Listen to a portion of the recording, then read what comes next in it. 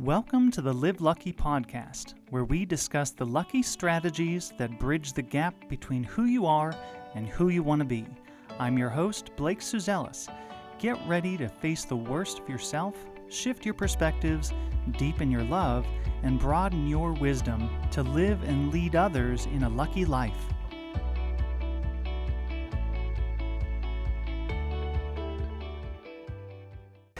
Hey everyone, welcome back to the Live Lucky podcast. Thank you so much for tuning in. We have such a treat for you guys today. I'm here with Eddie Wilson, really great friend, but just an amazing human being. He is doing so much just around the entire globe. When I was asking him, what is it, how do I even introduce you? He kind of rattled off, 4 different titles and all these things, and I'm just going to stick with just serial entrepreneur because that was the one that just you're doing so many things, but at the same time, so much that are altruistic. And that was one of the other words that really stuck out to me because everything you do is driven by purpose and who you are. Sure. And that's why, I thought this would be such a great interview because we align so much on so many of these different areas. We're trying to take the focus from the outside and moving it inside and be driven by that. And that's how we create, not from the outside in, but the inside out. Sure. So, Eddie, a couple months ago, we had talked about just your own journey. And one thing that really stood out to me was you shared about how you went through some personal coaching, and I just love if you wouldn't mind sharing just a little bit about that journey and what that meant to you both personally, professionally. Thank you. Let me start at the end. To me, today, I feel like I'm the most fulfilled human on the planet. I'm happy. I'm excited about life. I don't have to set an alarm if I don't want to because I just enjoy life. And we do align. And, I read your book and we've connected, through the concepts that you teach. And it's interesting because I feel like we're both in similar places. However, we got there from various journeys, right? And absolutely. My journey started really in that I identified there was a problem. And the problem I identified, so if I kind of start from the beginning now, was that I would be achieving things that maybe the world or my peers or family or whoever would look at and go, wow, this guy's doing something crazy, I've owned quite a few businesses, I've sold businesses, I've achieved, in the business world, some success. But every time I get close to the peak, I found that I started looking for the next peak because I would find that I already knew the dissatisfaction was happening and coming the moment I hit the summit. And so whether it was building a business or a product or whatever it was, even in the nonprofit world and in the faith-based world that I kind of exist in, I found myself so disenchanted and frustrated and unfulfilled, even though the world looked around and said, wow, he's successful. And that was the place where I identified there was an issue, right? Like, how could I live this life and be unfulfilled? How can I achieve and everybody else thinks that I'm successful, but I don't. I feel very unsuccessful. I feel very dissatisfied. I feel very dissatisfied with everything I have. To the point where I would do weird things, I wouldn't look at the bank account because I didn't want fulfillment to come from money. So, and I almost would just invest all my money and get rid of it so that I had to go achieve more, right? Because I didn't want to get satisfied. I was scared of not performing anymore if I got satisfied or something. And it was just this internal battle. And I met a guy who spoke at a conference that I was speaking at as well. And it's humbling to be, a keynote speaker listening to another keynote speaker and realizing, whoa, I really need his stuff, And he was just this interesting guy. He came across as more of a Socrates. He only really helped guys that were Fortune 500, or I think most of his guys were Fortune 50.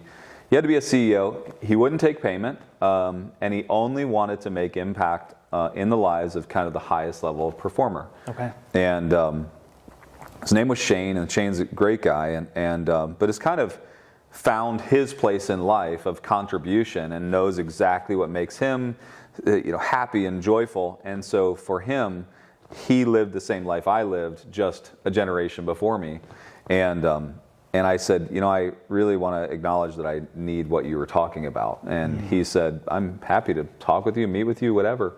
And so we began this journey of just talking once a week and spending an hour or so together. And we spent some really in-depth time, but the journey really was different than what I expected, because I'm very equational in my thinking. Give me the 5 steps, I'll take the 5 steps. I'm charactered enough, I'll take the 5 steps every day the rest of my life. Check. Yep, just tell me to do it, and I'll achieve that at a high level too, Right.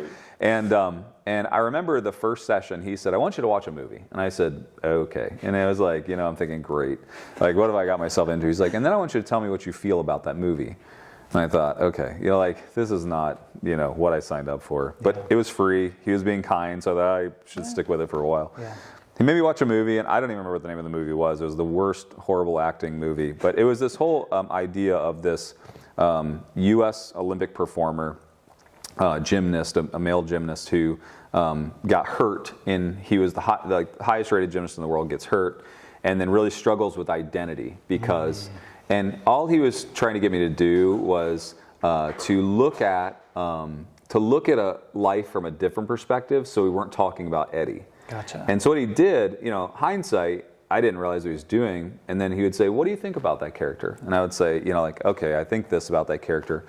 And I could solve that character's problems. I'm like, well, here's why he was unfulfilled, and this is why he was struggling. And I would say things like, because he actually mattered beyond the medal, he's valuable, his family loves him, and he brings value into the world greater than his gymnastic accomplishments. And so I could solve that person's problem. I couldn't solve my own. I had the same problem, Yeah.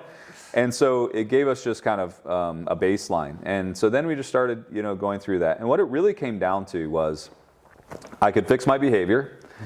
I could fix my mindset.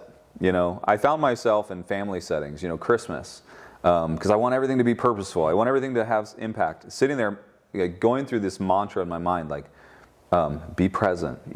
This matters. You're doing something good by sitting here, by not working. You're accomplishing something by not accomplishing anything. You're feeding into your children, your kids. And I literally would have to work on this mindset. But the moment some stigma would come in, the mindset would change. I would change, right? My behavior would change, right? Yeah. And then I'd find myself on a laptop typing or on a phone talking to somebody or solving a problem, because it's where I felt successful, which is I was looking for fulfillment. Yeah. And the journey really led, it's about a year long, and really led to this place of just self-acceptance, and really getting to a place of who do I want to be, and I don't really want to be what everybody else wants me to be, that's caused all this lack of fulfillment. So much of my activity was driven by external stimuli, right? What they expect, what they want from me, what my employees need, I reach this pinnacle and my family expects me to reach the next pinnacle. So, and so all these expectations I set, they were completely external, not internal. To the point where I'd built about 86 companies at that time, and just big empire, and was flying back and forth all over the country, and just going crazy. And then I really started kind of drawing circles around my life, which part of this in my life, the business world, these companies, my nonprofit, my family, all these areas. And this was an exercise he asked me to go through, and he said, and then I want you to write, this is me, on everyone that really is and represents you. Not what people want you to be, but who really represents Eddie. Yeah. And he got me talking in the third person a lot, but anyway, so he said, who represents Eddie? He said, just put a star by it, right? This is me on it. And so I did. So I had all these hundreds of circles, and this is me, and this is me. And what I found was most of the businesses I had built had become my identity, but I didn't want them to be my identity. Right. I built this massive insurance company. We took this insurance company from 40 million to 800 million in 5 years. I mean, it's one of the most crazy growth. And I don't say that because it was some great accomplishment. I say it because it began to identify me, because it was oh, this is Eddie's greatest accomplishment. The whole world started seeing me as that. And I thought, I don't want to be identified as that. I don't even like insurance, yeah. And the money, I certainly don't want the money to define me. And so, I just kept struggling through that. And so I literally went through those circles, and then he said, what if in one day you could get rid of all of them and only live in the circles that you identify as you? he said, what do you think would then be created? And I said, I don't know. And he said, would joy be created? And I said, probably. And he said, would fulfillment? He said, if you got to live in this, but he would like go by, if you got to live in this one, would you be happy? Is there fulfillment here? And he was right. Like I was finding fulfillment in the things that I really wanted to identify as. And what he was helping me understand was just this journey of like, who are you? What do you want to become? And even to the degree like my nonprofit, which was very altruistic and had this very very I think intentional motive. There were pieces of it that I just did to make everybody else happy, right? Yeah. Because that's what they expected. But it really wasn't who I was. And so really began to re-architect my life. Sold 76 companies in 1 year. And that was a benefit. It wasn't like I took some massive loss. I took a huge benefit from that, right. And sold those companies. And walked away from partners who identified me. That was tough because partnerships I had gained for the purpose of like growth or aspirational, kind of this journey I was on, they began to identify me, and I didn't want to be identified with them, and not that they were bad people. It was just that I didn't want my identity to be tied to them. Sure. And even employees, like there were employees that I really didn't want to be identified with. I'd hired them because they were rock stars in their space. They were amazing, but I always felt like this constant, clash with who they were and who I was. And then I started living in this place of only putting in my life what represents who I really am at my core. So first of all, then I had to go back and identify who I am and what do I want? What do I want to be? That was a journey. And then now, fast forward, and I'm sitting here today, one of the most fulfilled humans on the planet. I'm excited. I love life. I get to live in the things that I love to do every day. Now, there's a lot of healing that has to come because of it. Right. You work through that and you destroy relationships when you act that way, right? When you are so driven by the pursuit of others, you hurt. I had, he said this to me, and I think I may have told you this. He said, if you could choose to spend the next 3 days living, he said, with one of your sons. He said, it doesn't matter, I have 3 boys. And he said, living with one of your sons, 3 days. He said, and make a huge impact on them that lasted forever. He said, or spend 3 days making an impact on 1,000 people. He said, what would you choose? Great question. And I said, I would choose my son every day. We would. He said, what is your actions chose over the past 10 years? And it hurt because he was right. My actions chose this 1,000 every day, even though my intention, my love, my desire would have always been for my children. But my activities were driven by. And so there's so much, there's healing that has to come in there, but then there's new actions that have to come out of that as well, because it's so easy just to go back to it. It still feels natural to go perform at a high level for everybody else, Sure.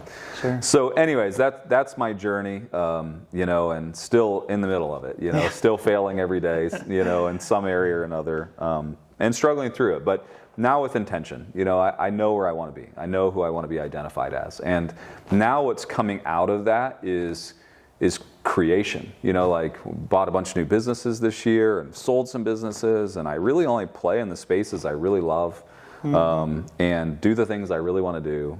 We talked last night, I'm re-architecting even the schedule of my life, Right. And only doing the things that that are me. Why am I doing this? Why do I choose to do this? Why do I go to this meeting? Why do I, it's like everything. And so, and I'm very blessed to be able to live in that space. I'm blessed that I don't have to now in my life be under the confines of what everybody else needs me to be, Wow. So. What an amazing place to live in. And thank you so much for sharing that journey. I think there are so many people that need to hear that because, again, they're putting that external happiness out there in front of them. And as we continue to do that and put it way in front of us, we're never going to actually get there. Yeah. Just like you're saying, even though I'm in this space of just now I know who I am, and I'm just allowing the creativity to flow and create the world around me in a really awesome way. you're saying, you know what, I'm never going to be there though. And that's okay, right? Yeah. Like that's what this whole life is about. It's the journey. Right. You know, and so often we see on a plaque on the wall or a little thing on the table that just says, you know, enjoy the journey. And but there is so much truth in that. Yeah. You know, I was talking to a client yesterday, and we were talking about how life is almost really like surfing. You know, when you are on the surfboard, it takes so much self-trust to keep the balance. It takes trust in the wave that it's going to take you where you're trying to go. You know, but a little bit of tilting, and you're gonna crash, right? Sure. But you're still going to get back up, and you're going to pick that next wave. You know, but really just kind of riding that wave in that self-trust, in just trusting and having faith that you're going to get where you need to go. Yeah. You know, and but knowing who you are is what drives all of that. Yeah. So. It's so true. It's interesting, the little things that you miss. So much of what you said is so powerful because there's such depth to it.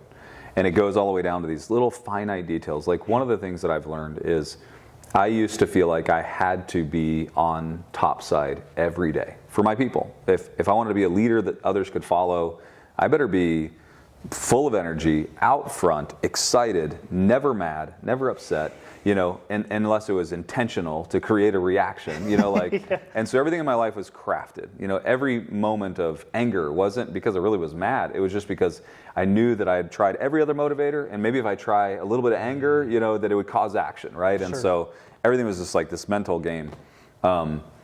One thing that he asked me to do in the very beginning that I still find myself practicing because it's the very basis is if you're sad, like it's you. It's okay to be sad, and it's okay to show people that you're sad. If you're disappointed, it's okay to just say, and he literally would make me say my emotions out loud. I had never done that in my life. You know, like we grew up in a family. This guy's not a therapist, right? No, he's not.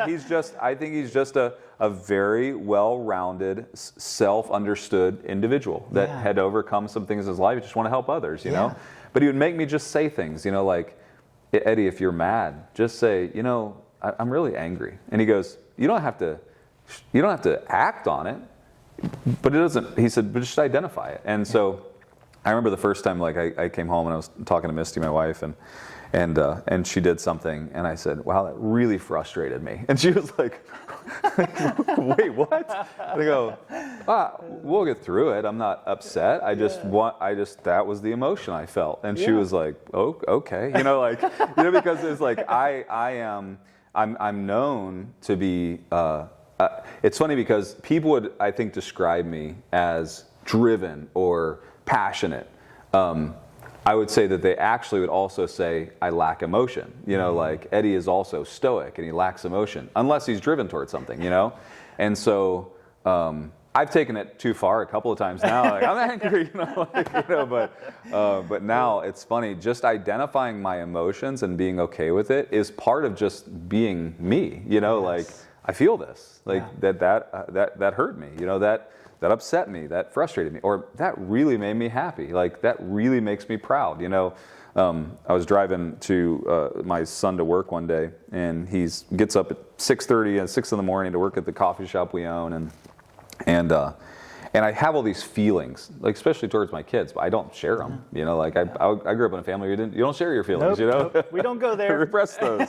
And I remember I said, hey, I just want to let you know, like I felt it, I just had never expressed it before. And I said, I just want to let you know how proud I am that you get up and show character and work hard. And I remember like the look in his eye, like the just like this overwhelming appreciation for sharing a feeling. And I thought, okay, I've really screwed up my entire life at this point. Like I feel all these things. I always felt like I couldn't share them because I think to some part you're worried about being judged or you're worried about how somebody will take it. But when you become, it's the self-trust you're talking about. And so it's so much deeper than just saying self-trust. It's like there's so many layers of this, you know, that I have to trust myself and my emotions and my feelings and my concerns. And, you know, there's so much to that. And just even identifying it and voicing it was a first step that seems so silly, but was hugely impactful to me. You know, Eddie, I promised you guys I did not script this, but I mean, seriously, because this I hate to say it this way, but this is chapter 1 of Live Lucky program. Yeah. Because you're right. If we cannot even understand our own emotions, how can we understand who we are? Right. Right? That's part of us, and that's okay. And you're right. I grew up in a family. We don't go there. We don't talk about emotions. Love is a 4-letter word we don't say. Yeah. You know, and so it's so hard to step in courage, even the first time to say it. Like, you know what, boys? I really love you. That's hard. It's super hard. You know? Isn't that weird? You It feel is. it. You feel it. And it's so easy for me to tell somebody how much I love my wife or how much I love my kids. But to say it to actually directly to say it to them? them, it's like, why is it so hard? Oh, I know. But no, I so appreciate you just being vulnerable here and sharing about this, because, again, this is such an important piece of being a human being and who we are and understanding that. And as we continue just to be able to step in out of that victim role and into the creatorship and creating the life around us, that is exactly one of the big pieces of the puzzle that we just set aside and we forget about and we lost it under the carpet. Sure. You know what I mean? Yeah. But no, Eddie, this has been just amazing. Guys, I just want to thank Eddie so much for just being here and sharing his story. And I just look forward to seeing how you continue to climb that hill, and our lives are going to continue to parallel that journey. Sure. And we're just going to continue to grow and work towards being the human beings and the parents and the fathers and husbands that we are going to continue to step into being, because we start trusting ourselves. We know who we want to be now. We're not driven by those external things. Sure. Yeah, it's great. Thank you so much. Awesome. Thanks, Eddie. Yep. Well, I hope you guys enjoyed that. I know I so appreciated spending time with Eddie and just hearing his story. And if you guys are ready to take that leap of faith and start that journey inward, maybe today's that day. Maybe today's that day where you're going to be like, you know what, I'm going to try out this Live Lucky therapy thing. You know, it's inexpensive. Obviously, there's some people getting some benefits from it. Maybe today's that day. And if it is, check out liveluckytherapy.com. But otherwise, I thank you guys so much for tuning in today and just listening to me spending time with Eddie and hearing his story. And just continue to please pass along these messages to other people who you know need to hear them. And just connect with us on our socials. And guys, I just appreciate you. And I will plan to talk to you and talk more about living lucky next time. Have a great day.